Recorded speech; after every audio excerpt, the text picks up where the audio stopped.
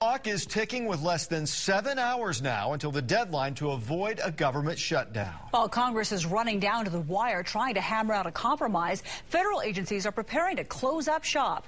Joining us live from Washington, D.C. tonight, Congressmen Sullivan and Boren. Now, Representative Sullivan, Oklahomans really want to know how this shutdown is going to affect our state. I know one issue is with potential home buyers. They could actually see their home loans fall through, right?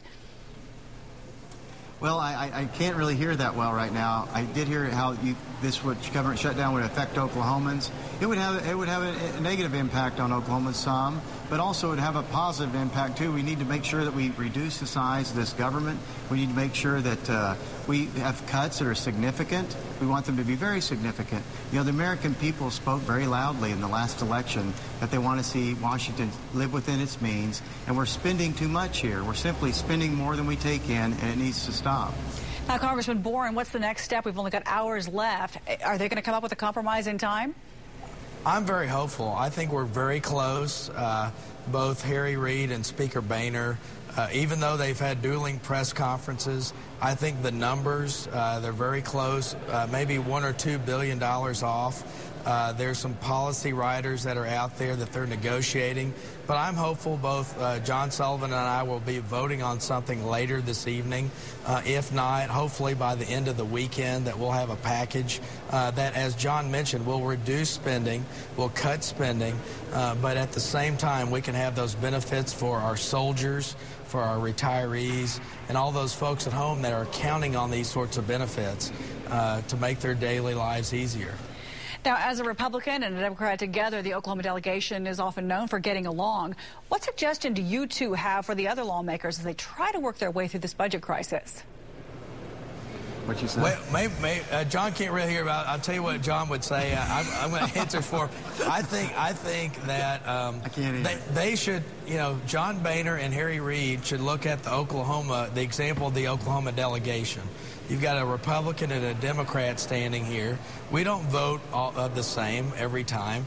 You know, John's a very conservative Republican. I consider myself a conservative Democrat. But we work together.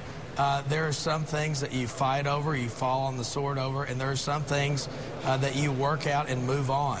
I think right now we don't need to shut down. I think it would be a mistake. But we can cut some spending. We can do some things that, as John mentioned, people want us to do. But we've got to put aside our partisan differences and come together because more than anything, people just want the government to work, and they want it efficient, and they do want it smaller. Congressman Sullivan, Congressman Boren encouraged Congressman Sullivan to step in with his response, if you would. We'll work together here. Step in. What'd you say? She basically said, how can the two leaders of both parties work together to avert this shutdown? Well, like Dan was saying, we really do need to work together. This is time for us to be grown-ups and do the right thing. We want to avoid a government shutdown. We want to reduce spending here in Washington, D.C. And for our two leaders, and the president as well, they need to agree. And they need to work in a bipartisan way. That's what's going to yield the best results for the American people if we work together in a bipartisan way and get things done that truly are meaningful, that we get a control of this deficit that we have, and we face a mountain of debt. And we've got to start working towards that. And we need to get this thing done right now so we can start talking about the bigger picture of cutting trillions of dollars like Paul Ryan's plan out there. All right, Congressman, thank you so very, very much. I appreciate your time for talking with us tonight. We'll wait and see what happens this evening.